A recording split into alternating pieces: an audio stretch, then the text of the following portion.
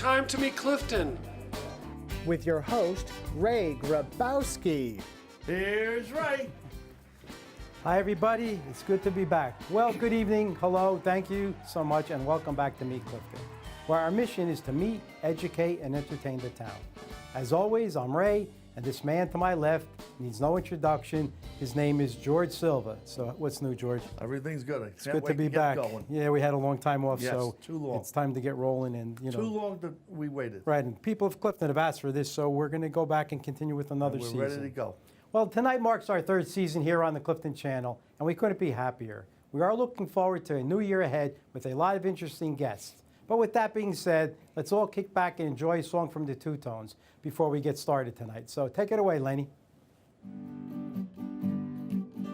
On tonight's Meet Clifton, Ray sits down with charter members of the Kiwanis Club of Clifton, Michael Weber and Deborah Guerrero, Chairman of Cardiology at St. Mary's Hospital, Dr. Stanley Szwed, and Certified Public Accountant John Traier, with musical interludes by the Two Tones. All this and much more on Meet Clifton. Well, welcome back to Meet Clifton. Our first guests are the movers and shakers that have hit our community fast and hard in the recent months. They have helped to bring the Kiwanis organization to Clifton, whose mission is to help our children according to the needs of the community. So please help me welcome Mike Weber and Deborah Guerrero. I hope I said that right. That's right. It's a tough name sometimes. Thank you. Thanks for coming on the show. Thanks for having us. I'm glad to see that the Kiwanis is back in Clifton. So let's start off with what exactly is the Kiwanis Club of Clifton? The Kiwanis Club of Clifton is a service organization. It's part of an international service organization, which is Kiwanis International. Right. And like you said, our mission is to help the children of the community according to the needs of the community. We have members that come from all different backgrounds. We range in age from 20-something to 60-something. There are people that work in the public sector, the people that work in the private sector, retired people, and we're holding a social on March 23rd, and we really want to attract some new members. Anyone who has a big heart or who wants to hopefully get involved. hopefully Get get involved and have a positive impact and on the community. I want to bring that up, but we're talking about the mission to help children, help them, to make everyone understand, help them in what way? Monetarily? Well, that depends on, funding? we're just starting out. We reorganized. I think there was a Kiwanis here years ago. Right, there were. But we reorganized last summer and it started fresh. But in the time that we've been going, we've started some things to deal with hunger and to help a shelter in our community that provides housing for single moms with small children. Okay. So we're finding our way, but the goal of Kiwanis is to help children in any community. So we're finding a number of different ways. So far that's focused on food, and I guess we also did some things with ponchos with, but it's School supplies. we're looking for the needs in the community. We're talking about in the summer doing another food drive, because there's a lot of kids in the summertime who don't have access to free meals. Right. And so we're going to team up with Power of One and collect food for kids. It was school 5, I think. I don't remember exactly. I'm not too sure. I think it's school 5. But we'll be teaming up with them to collect supplies and food, so that kids who don't have access to free meals during the summer will be able to get some So it's helpful in a food. lot of ways, not only monetarily, but actually physical needs. Right now which we're is- focusing on physical needs. Right. But as we say, we've just been going a few months. Right. And so we're still finding our way. Right, and I know my co-host George wanted to find out, I guess related to You mentioned about your breakfast and getting everybody. Is it a breakfast, right? It's a social between 1 and 3, Okay, an so afternoon. with refreshments. What other planned events that you have coming up that you might do? Well, that's our big one right now. Okay. But in terms of servicing the community, we're going to, like Michael said, we're going to have a food drive in June and July for those students that don't have, food over the summer. We're working on scholarships for Key Club members. And we're going to continue doing some of the events we have done that have been pretty successful. Okay. And we have to come up, with new, and we need some new members too. And also, you mentioned Key Club. Yeah. So how does that tie in with the Kiwanis? Oh, they're definitely connected. The Kiwanis clubs, the local Kiwanis clubs sponsor the Key clubs. So Not exactly sponsor, we mentor. mentor and Mentor. sponsor, right? So right now, The key clubs are Clifton, kind of operating on Yeah. their own, but we're more like their cheerleaders. yes. And so right now we are mentoring the Okay. Clifton High School Key Club. So they always participate with us. We get members from them in our endeavors, and you'll see them. I have pictures here if you want to show Okay, them. and actually, you could probably show them up at Yeah. the show while we're talking. Our director will put them on. And just one last question, because we can't explain the whole Okay. Kiwanis, but for relating it to Clifton, what would you like the people of Clifton to know about the Kiwanis Club since it's new? Well, it's a great way to give back to the community. Okay. I didn't know what the Kiwanis Club was. Okay, I was a little leery when I was approached, and I did get involved, and it feels really good to be a part of something bigger, to see the needs of the community. What really blows me away is how generous people Right. are. Mhm. It's just amazing.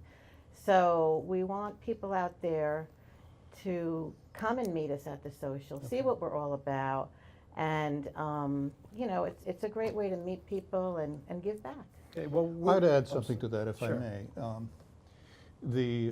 A community is as strong as its community organizations. One of the things that makes Clifton a great community is there are so many different organizations, whether it's the Band Boosters or the Boys and Girls Club, Right. or the Rotary, and now the Kiwanis. And as we have more and more organizations pulling for our community, we become a stronger and better place. I've not been involved in anything like this. I'm a pastor. And one of the things I've found is there's a lot of good, enthusiastic people who want to do something good for the community. What's great about Kiwanis right now is we're still finding our way. So if you're looking to give back to the community, there's a good group for you to connect with. You'll meet some good people who are full of energy and ideas. Right. And I'm told that in the less than a year that we've been at this, we've accomplished more than some other Kiwanis clubs and other neighboring communities, and they're kind of holding us up. So what I'd want the community to know is, if you're looking for a chance to make a difference in the community, especially as it relates to kids, this is a good place to be. There are good people there, and we'd love to have you come along and be with us. Okay. Well, I'd like to thank both of you for coming on. And of course, anything that's related to children and helping them, everyone should support. And hopefully, if you have any questions, please contact the Kiwanis Club. Deborah, thank you very much. Thank you for having me. Mike, thanks again. Thanks for having us. Thank you very much. When we come back, we're talking about the heart, so stay tuned. Hello, Clifton and friends. Welcome to the updates. I'm Sharon, and we have a lot going on. Upcoming most recently will be the casino night at the Clifton Boys and Girls Club. So please go to the Clifton Boys and Girls Club website and order your tickets for casino night. It's a fantastic fundraiser. It sells out very quickly. So please do so. They would be happy to see you again. And then also at Lambert Castle, they are having their annual Victorian tea. Now, it's not just a tea, it's a luncheon with excellent desserts, and they also have a barbershop quartet for your listening pleasure. I had the pleasure of attending. It was a wonderful luncheon, so I think you would enjoy it as well. Now, also, flu season is upon us, so if you didn't get your flu shot, you might get the flu. Guess who didn't get a flu shot? Got the flu? Feeling much better though, so please definitely go and get a flu shot. Be healthy so you can enjoy everything that's happening around town. Lauren, what do you have? Hi everyone. The Friends of the Clifton Public Library are seeking donations of gently used merchandise for their gift gallery. All proceeds benefit your library and are greatly appreciated. Donations can be dropped off during regular business hours at the Clifton Main Memorial Library, located at 292 Paget Avenue, and their phone number is 973-772-5500. Their website is www.cliftonpl.org. Also, very importantly, Clifton Cares will be boxing for our soldiers on Thursday, March 7th at 5 o'clock p.m., and they will be at the Clifton Senior Center. All help is greatly appreciated. If you have any questions, call Chris Lisner at 973-650-2719. And always, if you want your event or fundraiser aired on the Clifton channel, please call up the Clifton station. We'd be happy to announce all the details of your fundraiser, event, or whatever you are interested in a community activity. We'd be happy to let everybody know about that. So in the meantime, please support your local communities. You never know what's going on in your own neighborhood. And also, get a flu shot, stay healthy, and hopefully we'll see you around town very soon. Thanks for watching. Well, thank you, ladies, for that information. There's always something going on in Clifton, and these organizations, clubs, even the city itself needs to participate and make these events worthwhile. Well, our next guest deals with the heart, the muscle that supplies blood to the rest of the body. So here to tell us more about, of course, the heart is Dr. Stanley Szwed. So welcome, Doctor. Appreciate you coming on. Thank you very much. This is a big topic. I think February is Heart Month.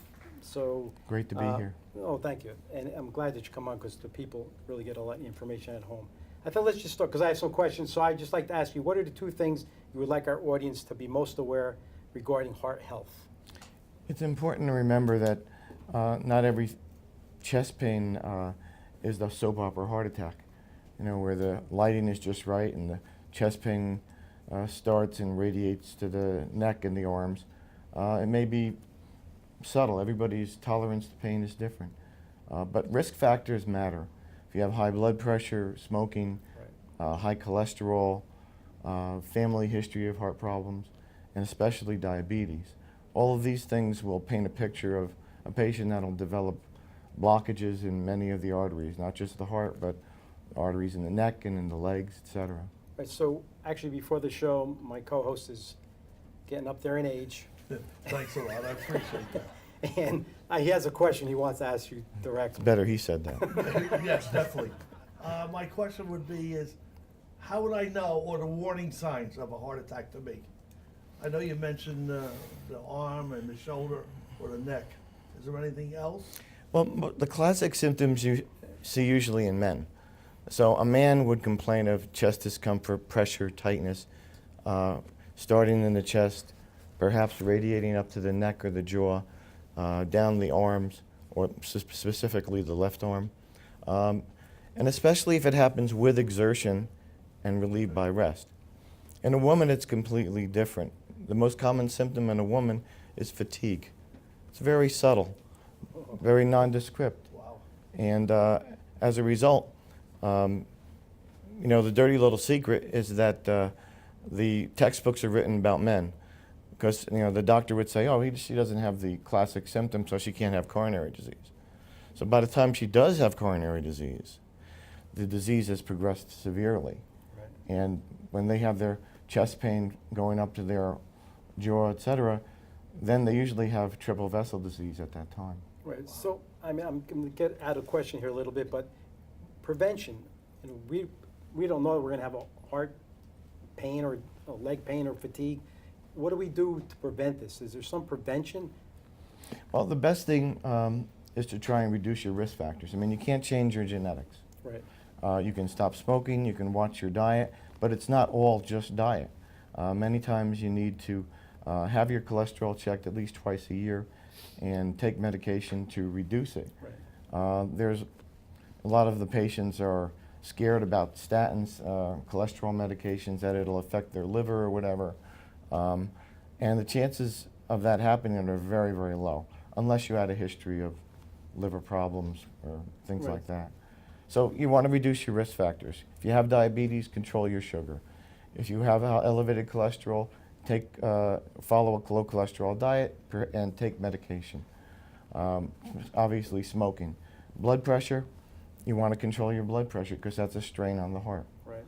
So and try to get good exercise and a good diet. Right. Which is what we try to do, and I tell George this all the time. He's got to get into the gym, but Thank you for we'll telling talk me about that again. later. Doc, it says you're a cardiac catheterization specialist. Mhm. So, is there new technologies in this? And Uh, maybe you could explain a little bit about it, because There's different types of cardiologists. There's non-invasive cardiologists that they read echoes and EKGs, examine patients. Then there are invasive doctors who perform catheterization or an angiogram of the heart. right. And then there's interventionalists like myself who do all of the other things but also intervene to fix things. The newer technique that we developed about 6 years ago at St. Mary's was the radial or wrist technique, where it has the least complication rate. And many of the younger cardiologists are being trained in that technique. And now we have probably about 5 or 6 cardiologists that perform that technique at St. Mary's. In fact, I brought the wrist device. After doing the catheterization on the wrist, Right. we put this little bracelet on the wrist to hold pressure. And it's a little pillow that's in here that basically holds pressure on the artery. And so you can get up instead of laying down after having the procedure from the Right. groin. Right. You can get up. The nurse can assist you to, if you have to go to the bathroom or whatever, or even sit in the chair. So this is a nice technique. It has the least complications, and something that we've been doing now for at least 6 years. And the other newer thing that we're doing at St. Mary's, we started an Impella program, which is a device that was invented recently that's basically used in patients who are high risk for performing stents and angioplasty. Right. And the other thing is we use it in patients who are in shock. So it's a catheter which is placed in the groin and advanced into the heart, and it actually takes the blood out of the heart and relieves some of the stress and tension in the heart and redistributes it to the rest of the body. Wow. And in doing so, we can perform high-risk multi-vessel stent placement in the arteries of the heart. It's a very, very good technique. Oh, and I see this too, because you're affiliated with St. Mary's. Yes. So how do you find that it's uniquely positioned for people right now having heart attack? Convenience or? Well, whatever the name has changed over the years. It was the old Psych General, and then we used to have 3 different hospitals, and it's now all confined to one institution. But it's been delivering good care to the community for about 100 years, whatever the name is. Right. So it's it's a acute care facility, regulated and designated so by the state, and it offers many of the things that the larger institutions do, but still has that personal touch for the Right. community. And people come to trust St. Mary's. Yes. I think the last question, I think it's important. You're having a chest pain. You call the ambulance or you go to Medi-Center. No, the first thing you should do is call the ambulance. As soon as you put the phone down, it's probably a good idea to chew an aspirin.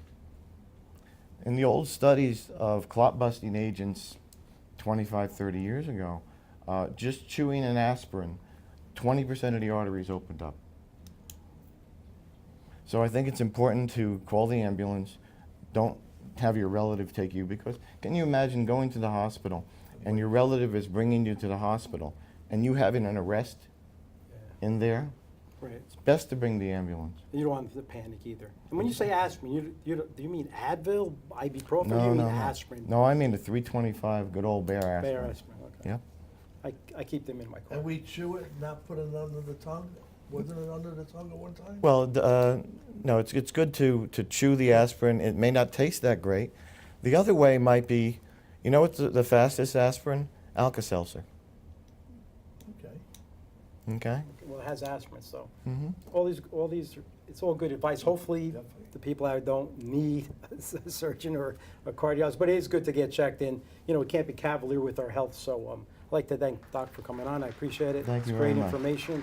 Well, we'll chat with CPA John Traier Thank you. when we return. Thank you. Okay.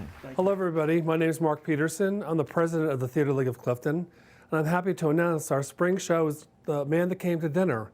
It's a comedy. It's going to be at the Apria Theater on Skulls Avenue. We're holding auditions next week, March 4th and 5th, from 7 to 9:30 at the First Presbyterian Church on 303 Maplewood Avenue. We encourage people to come out to audition for the show. There's many parts. We have a big cast, about 27 people. You can look at the cast breakdown on our website, www.theaterleagueofclifton.com. And the show dates are May 3rd, 4th, 5th, 10th, and 11th, with 2 shows on the 11th. Mother's Day is the 12th, but we decided to have 2 shows on the 11th so people can bring their moms or guests for an early Mother's Day. It's at the Apria Theater on Skulls Avenue in Clifton. So this is the first comedy we've done in a long time, and it was a very popular movie in the 1930s. And we're hoping that you'll join us and have the experience of not going into New York City to see a first-class show. Come to Clifton at affordable prices and see quality entertainment. And we'd like to keep the arts alive in Clifton, so please support us and hope to see you at auditions. Thank you. Okay, well, welcome back. Well, tax season is upon us, and in the ever-changing landscape that is our financial system, we can always use as much help as we can get when filing our annual income. Well, please welcome our next guest, Certified Public Accountant, CPA, John Traier. John, thanks for Ray, coming on. my pleasure. Appreciate it. You know, tax season is upon us. Yeah. I know we have a few months, but it goes quickly, and everyone wants to file on time. So let's just discuss the overall picture of the new tax law. We've had the most fundamental change in taxes since 1986. The corporate structure has changed tremendously. It's gone from a graduated income tax to a flat tax at 21%. Right. On the individual side, there were many changes made. There were changes to the tax rates, to deductions, to the standard deductions, to what's allowed. So, you know, overall, it's been a monumental change. Right. So, I know since 2018 we're paying for that. So what's the most significant change to the tax law that'll affect the individuals in Clifton? Well, the most significant effect was going to be the limit on state and local taxes. New Jersey is one of the highest tax states when it comes to property taxes. Clifton is no exception. And the limit now for all state and local taxes, that includes your payroll taxes and your property taxes and vacation homes taxes, everything, is limited to $10,000. So you total up your total amount of taxes, and the amount that you're allowed to deduct is $10,000, period. That's it. Right. Let me just ask, prior to that, it was whatever it was, right? Exactly correct. And you know, many people who in our audience who live in Clifton, work in New York City, Right. taxes are much higher, and they get credit for it on their New Jersey taxes, but unfortunately, you're limited to $10,000. Okay. So I would have to assume that people aren't going to like this change. They're not going to like this change, and what we're finding in our practice is that 75 to 80% of our clients now are getting the standard deduction. Right. There's only a very few people who are going to be actually itemizing, and those people are people who have, you know, a significant amount of debt, probably totaling the limit of $1 million.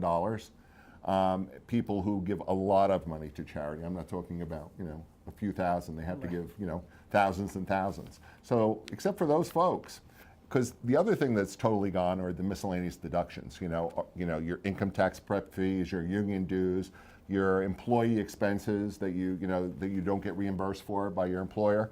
Those are all gone, and people are really shocked about that. You know, people have been saving their receipts and doing all those Right. things. Now, you know, it's all gone. It's common practice. They did this. Now they're not going to have to do it. Correct. Okay, there's three things. I don't know if we touched on them, but limits on state and Local taxes, right? $10,000 limit. Okay, and how about the increase in standard The deductions? standard deduction has now gone up significantly. If you are single, it is $12,000.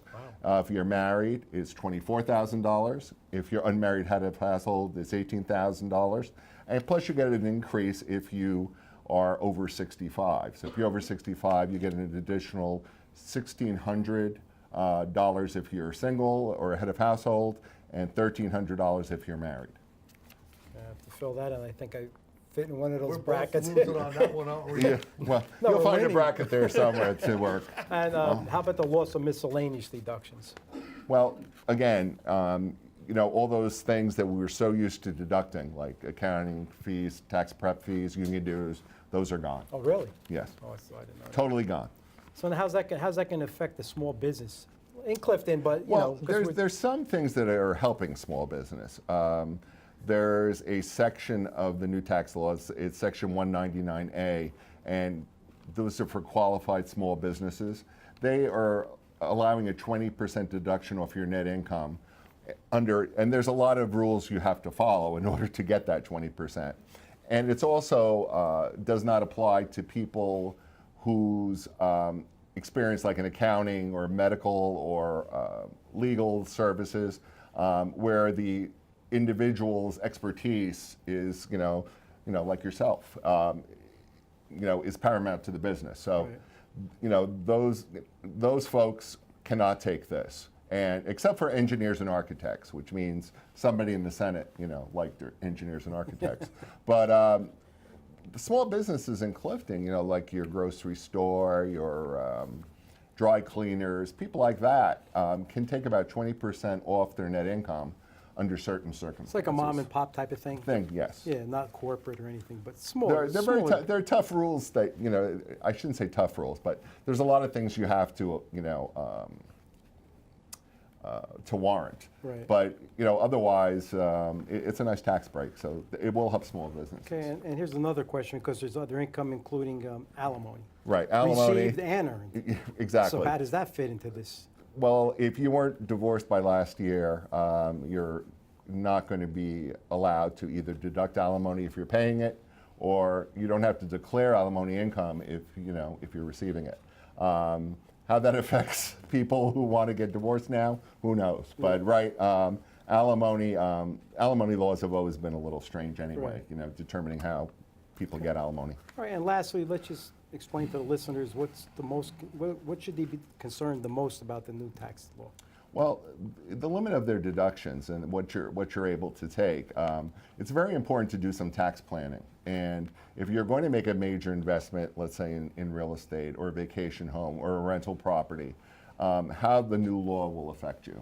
And you should really, talk to your tax advisor and make sure you get tax advice. TurboTax is wonderful, but Right. There's a lot of small details of the law that people do not know about, and if they don't talk to a tax professional. Right. And the other thing I want to tell you, because we're getting near the age, you got to start doing some estate planning. Everybody. Right. If you have an elderly parent, there are a lot of things you can do. So your best friend should be your lawyer, your investment person, and your accountant. And I just want to say that in conclusion that having a CPA or someone do your taxes is probably a good idea, and you should be prudent, because you make a lot of mistakes by yourself, you can lose money too. So it's always wise to have a professional, like you said, to do the right thing, and hopefully they'll take some advice. It'll be a busy tax season, I'm sure. Right. Thank you very much, Thank you very much. I Frank. appreciate you coming out. Okay, we'll be right back. Don't go away. Oh, well, I feel so